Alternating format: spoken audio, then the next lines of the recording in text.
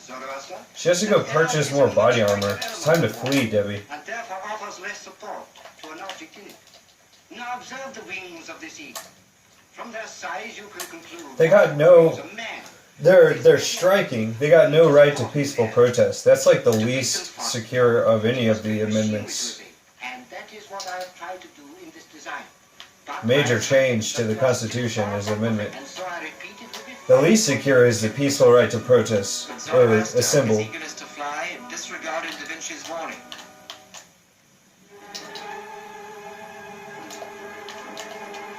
Da Vinci?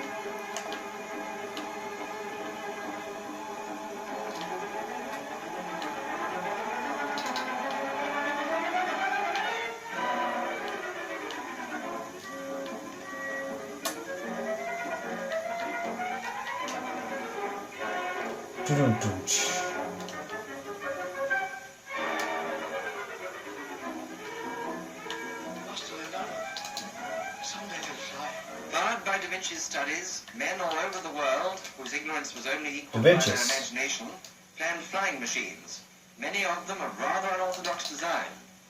This is a Chinese model, whose pilot apparently used a small sail. This first cross-channel flight. In the 16th century, Abbot Damien of Stirling, when ordered to Paris, proposed to make the journey by air. The spectators were privileged to see the start of this ambitious flight. And the finish.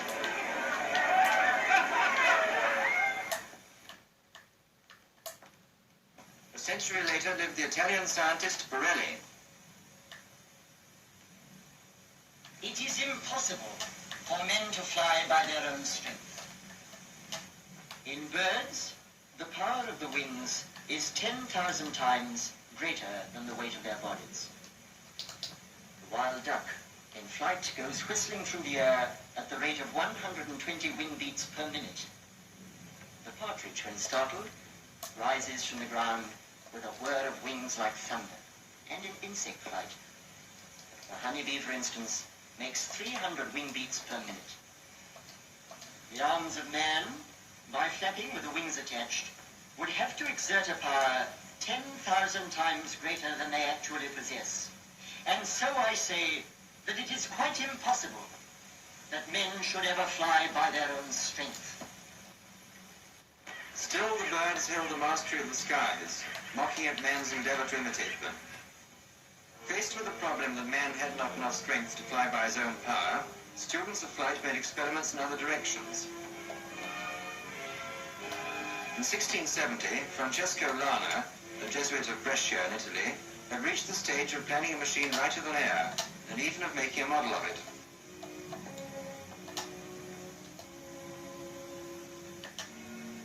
His idea was to create a vacuum inside very lightweight copper globes, which would then become lighter than air and consequently raise themselves and the boat attached below them.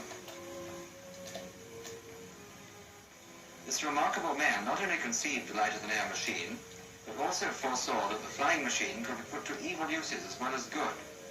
He said that if any man were to turn his contrivance to evil use, disaster would come of it in the future. No city would ever be safe from such boats, from which arms, bullets, and bombs could be thrown to devastate humanity. A century later in France, the Montgolfier brothers made a study of the movements of cloud and smoke. See how easily the smoke rises from the chimney, Stephen? Yes, but the clouds rise even higher. If we could capture one little cloud in the back, it'd be easier to catch some smoke in a sack, I think. And then? It'd take us up into the air. And It then? would be an enormous bag, filled with smoke, with a basket underneath. Yes, that's the thing. Smoke. Smoke in a bag. Smoke in a paper bag. Encouraged by the success of this small balloon, the Montgolfier brothers continued their experiments, and several years later built a large balloon, which, filled with hot air from a fire, made an ascent in Paris. In 1783, another hot air balloon rose into the air, carrying a sheep, a cock, and a duck as passengers. But the first man to dare to make an ascent was Jean-François Pilote de Rosier. Monsieur Montgolfier, what exactly is your object? We wish to prove that our balloon will carry a human being into the air. The king has given us permission to carry out what may seem to be a dangerous experiment. 2 condemned men are to be released from prison to make the ascent. Although it's that the honor should be for criminals. To find the right man who will risk his life. That is the problem. Gentlemen, I will be the first man to fly. It's really not his decision to make as a subject. That's what I learned studying laws of England.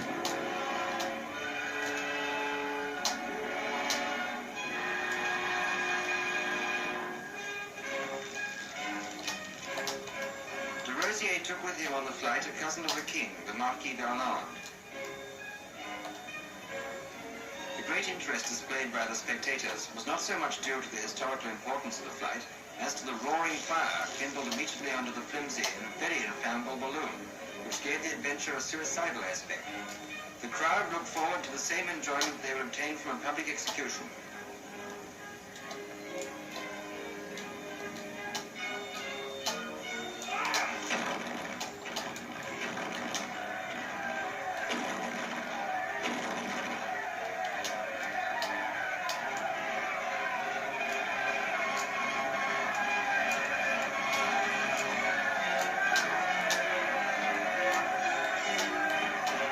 These were the first men in history to fly. The date was the 21st of November, 1783.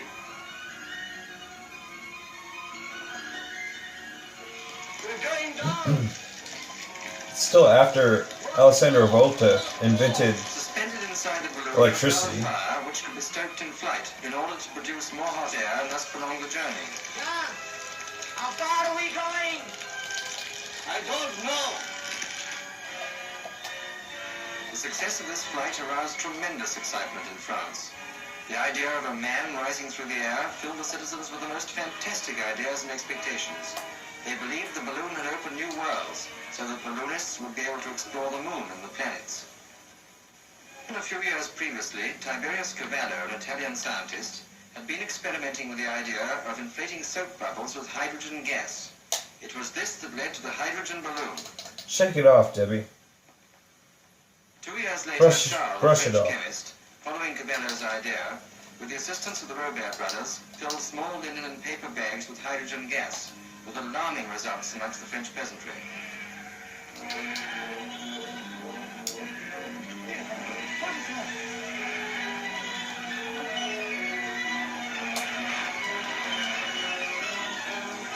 Just a little.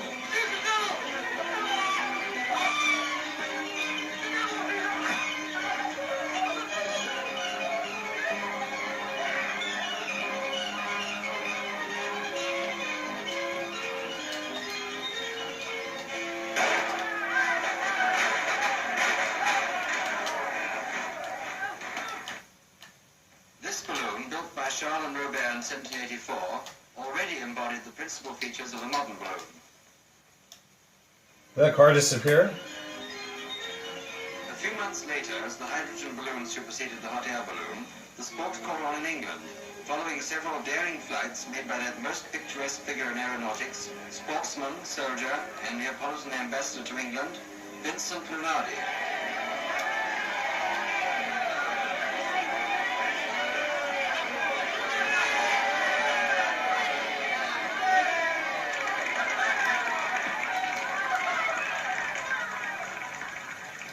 Thank you. Now, ladies and gentlemen, this spheroid or envelope, having been filled with inflammable air or gas, I now take my seat in the undercarriage or gondola. The vast machine is tugging at her ankles. At my signal, she is released and rises majestic to commence her conquest of the air. Yes, monsieur, at the mercy of every wind that blows. No, sir. With the aid of these wings, this could be opinion, I am able to control, correct, or counteract any adverse trend or current of the breeze. Or wind. With the aid of these wings, I rise into that element hitherto unvanquished by man, the air, or atmosphere. And where does that get you, sir? Sir, it places me completely over the heads of such groundlings as yourself. Oh, he said groundlings. Furthermore, it inaugurates a new epoch Zig and zag, Debbie. Well, no gentleman will dream of driving a coach and four, but will each have his own balloon. In a few years, the sky will be filled with balloons. And now, ladies, who's for a ride to the ceiling with the Nazi? You will not see the clouds as I am rushing and rolling over one another like great wings and tempest, but you will. Scarcely any higher compliment that you could pay me.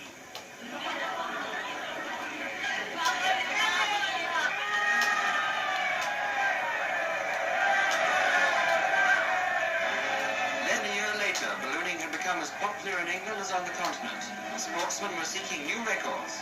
The first cross-channel flight to be attempted since Abbot Damien jumped from his wall in Stirling was made from Shakespeare Cliff, Dover.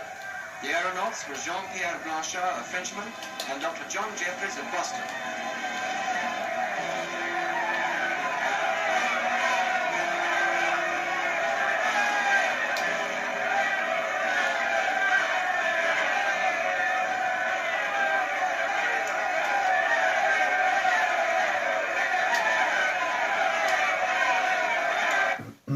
They had a favoring wind, and it appeared they would have an easy success. However, as soon as they reached open water, the balloon began to fall, bringing them uncomfortably close to the sea. The two pioneers not only had to throw overboard their ballast as sandbags, but were compelled to make a start on their clothing.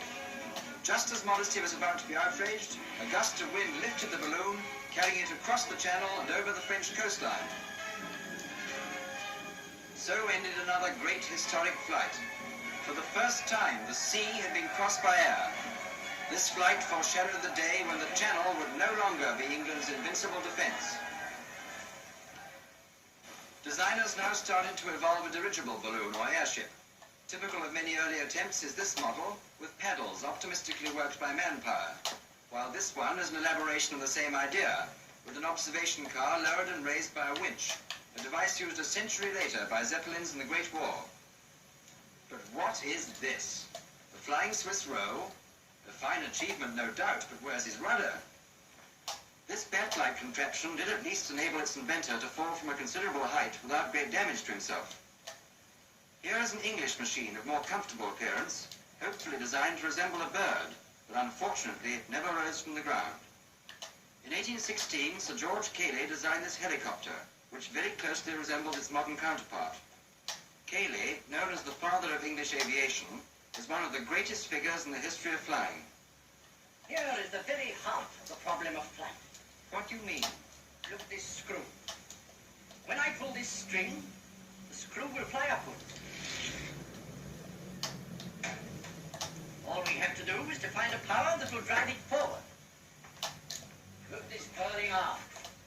Then you'll understand even better. Cayley had discovered that when a sloping surface was thrust through the air, the pressure of the air would force the plane upwards.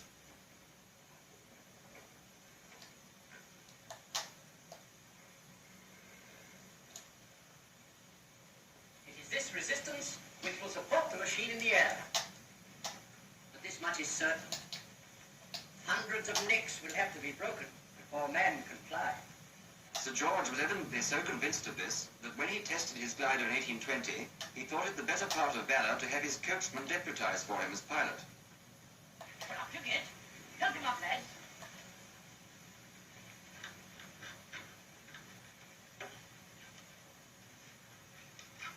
Yes, Sir George, it looks very, very nice, but it don't look safe to me. Nonsense, my lad. Come, sit down. Nothing can happen to you. Maybe it can't, but I would like to have one foot on the ground. Oh, you'll be all right. The wind will raise you several yards, and you'll I sail chickened out. right across the valley. As you say, sir. Come on, boys, push her off. Maybe I will. Shame.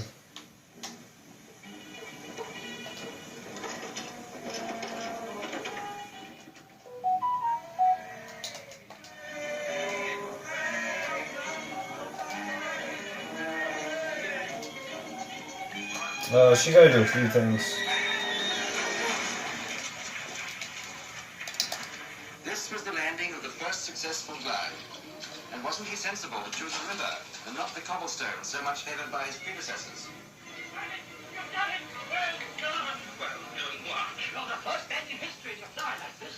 And as far as I'm concerned, I'll be the last. If you please, Sir George. She got a claim or two planes. Not to fly. And Gives me notice at once. This Quest first one. pilot didn't wish to rise above his fellow men, and so, in search of a less ambitious existence, he disappeared from the pages of history. Other inventors followed Cayley's lead. Henson and Stringfellow published ambitious designs for a steam-driven aeroplane, and later Stringfellow experimented with steam-driven models along a wire. In Germany in 1860, the boy Otto Lilienthal watched the flight of the birds, as Da Vinci and countless other pioneers had done before him.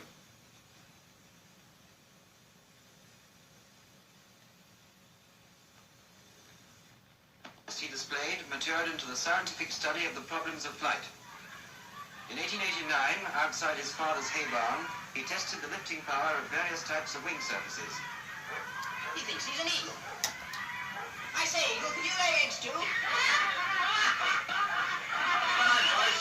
You'll be ashamed someday when you see me fly over your heads like a stork.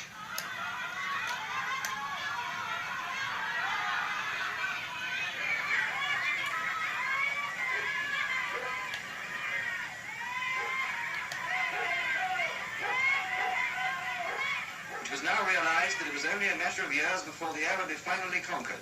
In a frenzy of competition, inventors all over the world set to work with renewed vigor. Here is a machine of strikingly prophetic design. This is Sahara Maxim's huge machine, which weighed nearly 4 tons. Needless to say, it didn't fly. In the meanwhile, Lilienthal, realizing that gliding must be mastered before powered flight could be considered, built a glider and made flights of increasing length.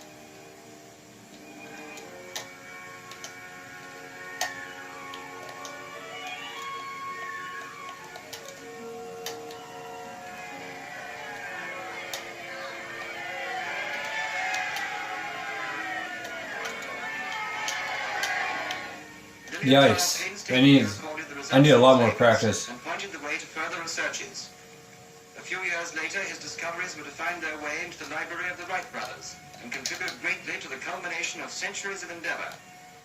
However, Lilienthal was not satisfied with the length of his flights, and so constructed an artificial hill from which to take off. After more than 2,000 successful glides, some of which were 1,000 feet in length, he thought that he had at last mastered the art of controlled flight by swinging his legs to stabilize the movements of the glider. Paul, you're wrong. To design a flying machine is nothing. To construct one is something. But to control it in flight, in the air, that's everything.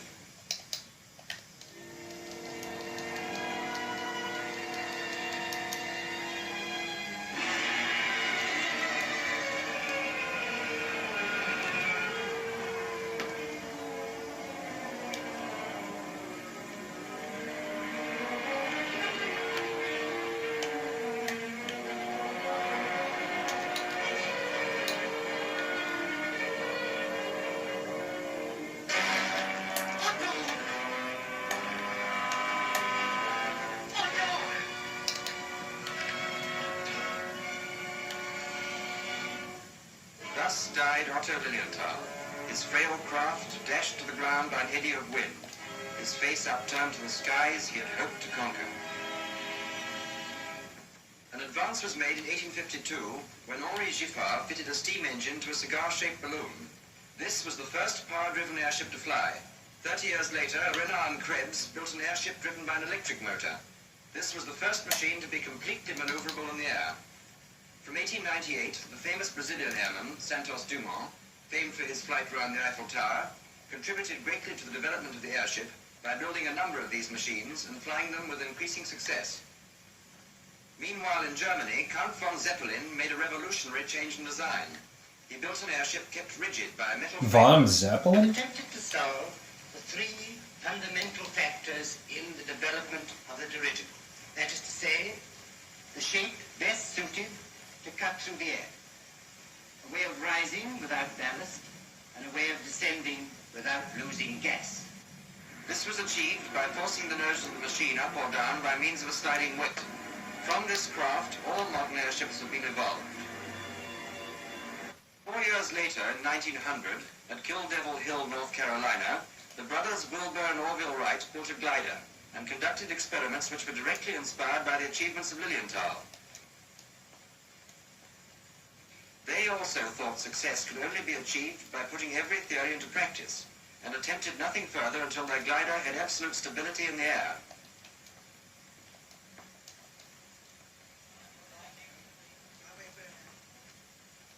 Their first great contribution to modern aviation was the controls. They devised movable wing surfaces, a rudder at the rear, and an elevator in the front. This gave them greatly increased control in the air. The Wrights made over 1,000 glides that year and reached the stage where they believed their glider was ready for an engine. Oh, I just remembered there was a third thing I was going to do. It was These men were inspired by the genius of go Da to Vinci, that island. I don't remember how exactly. the inventiveness of George Cayley, and the thoughts of men of all nations. It needed only the invention of a motor. Yeah, I'll just end the video at that island. To crown their efforts with success. The perfection of the petrol engine was the answer. On the 17th of December 1903, the Wright brothers' plane was placed on a rail ready for flight. Only a few Coast Guards from a neighboring station came to see the most important event in modern history. A 40-mile-an-hour wind was blowing, which made the flight more hazardous and might well have deterred less enthusiastic pioneers. The brothers, however, tossed a coin for the honor of attempting the first flight. Orville won and lost no time in installing himself in the very uncomfortable position from which he was to pilot the machine. After a last-minute inspection, in which engines, struts and wires were overhauled, it was decided to lose no more time. The pilot gave the signal, and the men who were holding on to the wings let go. The machine launched itself along its rail, and the Wrights had triumphed. For the first time in the history of the world, a machine heavier than air and carrying a man raised itself into the air. The dream of centuries had come true, the conquest of the air.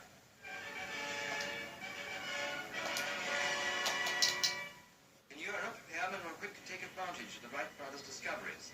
This early seaplane, designed by Blériot and Voisin in 1905, rose into the air towed by a motorboat. This aeroplane, designed a year later, was notable for having the first pneumatic tires. Music is my aeroplane. It's my aeroplane. Biplanes constructed at this time by the Frenchman Henri Farman. It flew with considerable success. This hydroplane, as it was then called, was the first machine to take off from the water under its own power. It covered a distance of over 4 miles without mishap. Two factors support the aeroplane in flight: pressure below the wing and suction above it. The wing, seen in section, presents an angle to the horizontal. As it is pulled forward, the leading edge cleaves the air current in two. One stream going underneath is compressed by the downward slope of the wing surface, which creates a zone of high pressure and forces the wing upwards.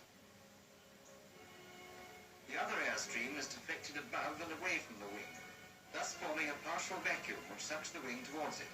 This vacuum provides twice the lifting power of the pressure below. Just as a screw bites its way into wood, so does the propeller screw its way through the air and draw the machine along. The development of the aeroplane gave rise to flying exhibitions all over the civilized world.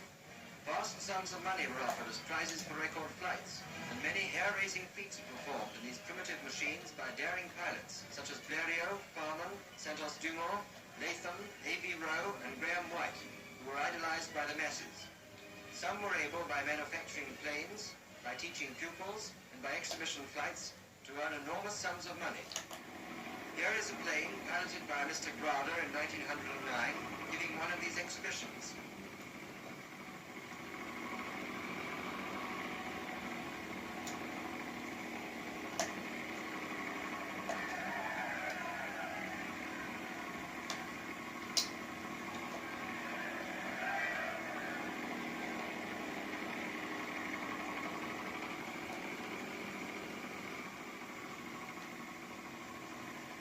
At another meeting, these people are awaiting with eager anticipation the takeoff of this new plane. The passions of the day are not designed to cope with